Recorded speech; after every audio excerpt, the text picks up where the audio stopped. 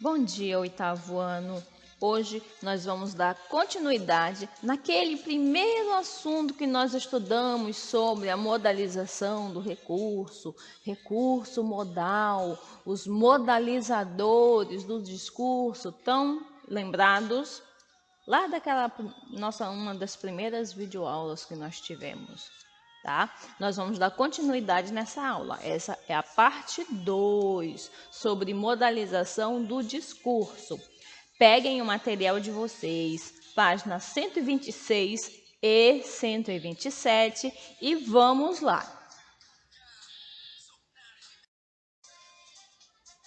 Na aula anterior sobre esse assunto, nós aprendemos que modalização, recurso modalizador, recurso modal, tudo isso significa a mesma coisa, né? Que são os recursos modalizadores que nós utilizamos no nosso texto. Mas, professora, eu não lembro o que é recurso modalizador. O recurso modalizador é todo instrumento que vai marcar a intenção comunicativa de quem produz a mensagem. Quer dizer, ela vai deixar na mensagem o seu ponto de vista, a sua intenção, o seu posicionamento a respeito de algo.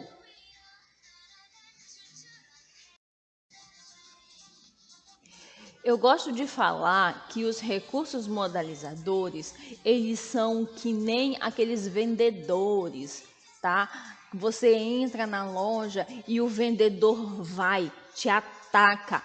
Ele fala tanta coisa, tanta coisa, tanta coisa que te convence a comprar o produto. Às vezes é um produto que você nem necessita, mas por ele ter falado tão bem do produto, ele te convence a comprar. Por quê? Porque os vendedores, principalmente aqueles vendedores de porta em porta, né? Eles recebem um treinamento, tá? Todos os vendedores de grandes lojas, eles recebem um treinamento. Nesse treinamento, eles aprendem a utilizar palavras específicas que vão ajudar no convencimento da venda do produto. E essas palavrinhas específicas são os recursos modalizadores. Nós aprendemos na aula anterior sobre recurso modal, sobre modalização do discurso, né, que existem 3 tipos de discurso, né, 3 tipos de modalizadores. As modalizações apreciativas, que são aquelas modalizações que te dão uma análise, um julgamento, que são caracterizados pelos adjetivos e as locuções adjetivas.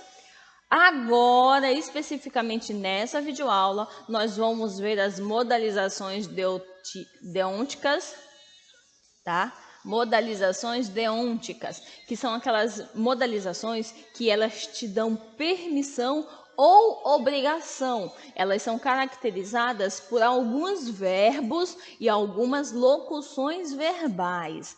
Da mesma maneira como na aula anterior sobre modalização do discurso, eu pedi para vocês reverem um assunto sobre os adjetivos, até mesmo no próprio livro de vocês tem um pequeno resumo sobre os adjetivos e as locuções adjetivas. Eu peço que vocês revejam, deem uma lembrada nos verbos e nas locuções verbais, para vocês não ficarem muito perdidos nesse assunto. Tá? Até mesmo porque verbo e locução verbal é uma coisa muito batida já na vida de vocês. Vocês estudam o verbo desde o 3º ano do fundamental menor.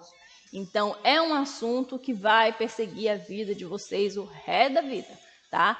Agora, no 8º ano, no 9º, no ensino médio vai ser cobrado, que é uma beleza, principalmente quando vocês forem se preparar para o Enem. Vocês têm que ter uma boa base verbal. E as modalizações lógicas, que isso daí a gente vai ver num próximo assunto. Mas o foco da aula de hoje são as modalizações deônticas, né? Que é as modalizações que te dão permissão ou obrigação, caracterizado pelos verbos. Novamente, eu falo a vocês que esse assunto, modalização do discurso, recurso modalizador, tem só um nome difícil, mas ele é facinho, facinho. Se você ler, gente, é ler, não é só olhar o que está escrito, não. Tem que ler, tem que pensar, raciocinar, interpretar. Se você fizer essas 3 coisinhas básicas, vai ser molezinha, molezinha esse assunto. Olha só, como interpretar a informação, né? Temos 3 orações aqui. O consumo de energia elétrica sem consciência sustentável deve terminar. O consumo de energia elétrica sem consciência sustentável precisa terminar. O consumo de energia elétrica sem consciência sustentável pode terminar. Nós temos 3 orações. Se você bate o olho nessas 3 orações aqui, a primeira coisa que vocês vão pensar, é tudo a mesma coisa. Não é não. O que vai fazer diferença é o verbo, tá? Não sei se vocês lembram, em alguns momentos da vida de vocês chegam assim para uma determinada pessoa e falam assim, eu queria tal coisa. Aí a pessoa vai lá e responde para você, queria, quer dizer que você não quer mais, tá? Essa pessoa que te respondeu desse jeito, dá vontade de matar ela, mas ela tem a razão, ela tá certa. Você queria, quer dizer que você não quer mais. O primeiro erro foi você que cometeu em utilizar o verbo de maneira incorreta, tá? Esse é um dos recursos modalizadores, o uso do verbo.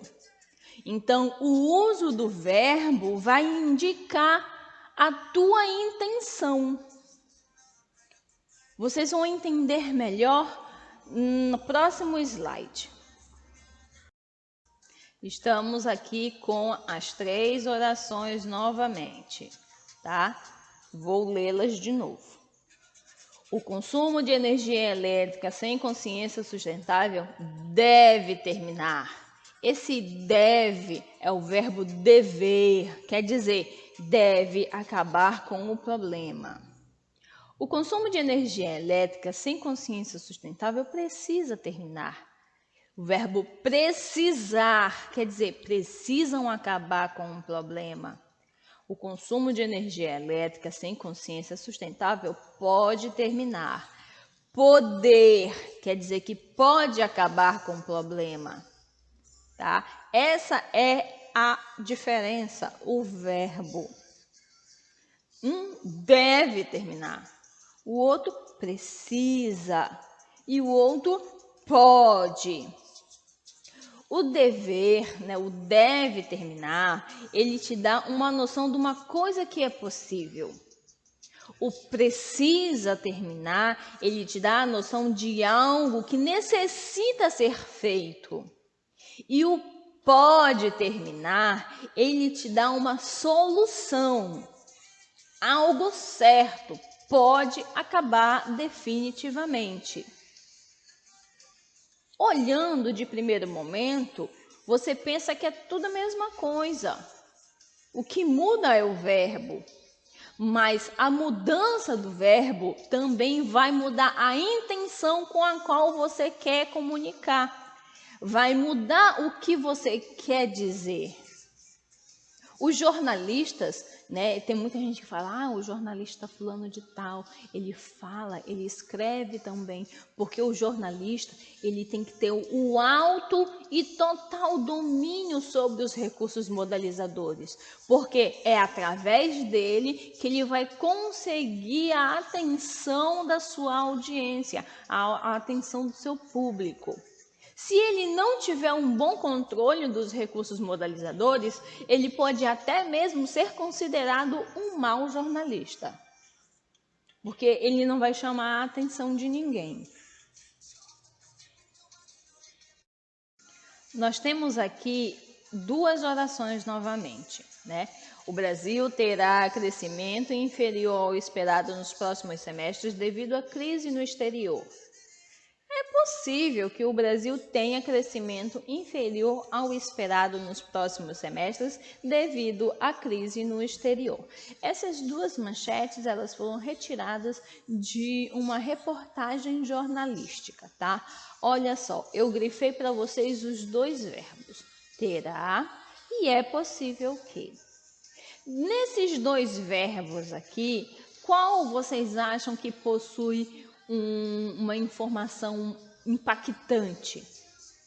O Brasil terá crescimento inferior ou é possível que o Brasil tenha um crescimento inferior? Dessas duas reportagens, qual a que você acha que vai ser utilizada na manchete de jornal? Vamos analisar uma por uma. Na oração, o Brasil terá crescimento inferior. Nesse caso, o autor ele se responsabiliza por essa afirmação, né? O autor que escreveu essa manchete, ele está afirmando: o Brasil terá. Aí eu pergunto para vocês: e se o Brasil não tiver? Aí esse jornalista ele vai estar ferrado, porque ele não passou credibilidade, ele passou uma informação que pode ser verdadeira, mas também que pode ser falsa. O Brasil terá crescimento inferior. Como assim terá? Como é que o cara ele vai ter tanta certeza? Ele tem uma bola de cristal para adivinhar o futuro do Brasil? Eu acho que não. Então, se essa reportagem ela for questionada, esse jornalista ele pode até mesmo perder o emprego dele, porque ele está afirmando algo que ele não tem certeza. E essa é a primeira regra do jornalismo. O jornalista, ele só pode noticiar, ele só pode falar nas suas notícias aquilo que ele tem certeza, aquilo que ele pode provar. Se ele começa a vincular em suas notícias um fato que não é verdadeiro, ele pode ser até caçado, processado, vai dar um problemão isso daí na vida desse jornalista. Tudo isso por causa de um erro na utilização de um verbo. Agora, se o jornalista utiliza: é possível que o Brasil tenha crescimento inferior ao esperado nos próximos semestres devido à crise no exterior. Se ele coloca esse é possível, ele está fazendo uma previsão. E todo mundo sabe que uma previsão é algo que pode dar certo, como também pode dar errado. Ele não está se responsabilizando pela notícia, ele só está dando uma possibilidade. É possível. De acordo com a análise das informações que ele possui, a análise do mercado exterior, é possível que o Brasil tenha um crescimento inferior. Como também pode ser o contrário, o Brasil pode ter um crescimento superior, né? Tudo vai depender de como vai se comportar o mercado exterior, entendeu? Nessa notícia, o repórter, o jornalista, ele utilizou corretamente o recurso modal, porque ele deu a notícia, sendo ela uma possibilidade ou não. Ele não está afirmando nada. Então, de uma certa forma, ele já tirou essa responsabilidade da costa dele. Ele deu a notícia, mas ele não assumiu a responsabilidade sobre a previsão dela. Ele falou: é possível, pode dar certo, como também pode dar errado. É igual a previsão do tempo lá, que a mulher lá do tempo ela fala: ah, na região norte, leves pancadas de chuva. Aí você fica pensando assim: oh, glória, Senhor, vai chover um pouquinho para refrescar o tempo. Aí passa, no final do dia não caiu uma gota do céu. Tudo aquilo dali é previsão. Pode acontecer, como também pode não acontecer. Então, os recursos modalizadores, né? Novamente eu falo para vocês, eles vão agir, eles vão trabalhar na intenção comunicativa, na intenção que a pessoa quer repassar para alguém, na força do convencimento, se ela vai convencer ou não. Para isso, ela tem que utilizar determinados verbos, ela tem que criar, ela tem que elaborar o seu discurso com mais cuidado e capricho. Mas só que, olha só, muito cuidado. Em alguns casos, a interpretação, ela depende do contexto. Vocês estão lembrados do contexto, da coerência, tá? Se você está falando sobre laranjas, no final do assunto você vai continuar falando de laranjas, você não vai meter um abacaxi no meio. Olha só alguns exemplos. A feira deve acontecer amanhã, já que sábado é feriado. Esse deve acontecer, ele te dá uma certeza que vai acontecer, mas só que atenção no contexto. Deve acontecer amanhã, já que sábado é feriado. Então, é uma possibilidade. Se sábado não fosse feriado, possivelmente essa feira não seria amanhã, tá? A aula deve terminar em alguns minutos. Deve. Ela te dá uma certeza. Deve terminar. Mas aí, pelo contexto, é uma possibilidade, né? Provavelmente ela vai terminar em alguns minutos. Os alunos devem permanecer após o término da aula. Esse devem, ele já está com um sentido de obrigatoriedade. Os alunos têm que permanecer após o término da aula. Eles não podem sair antes. Então, ele te dá uma noção de obrigatoriedade. Os alunos podem ir sem fardamento ao colégio, né? Eles podem, não é obrigatório ir de farda. Então, eles podem ir sem farda. Então, não é obrigatório.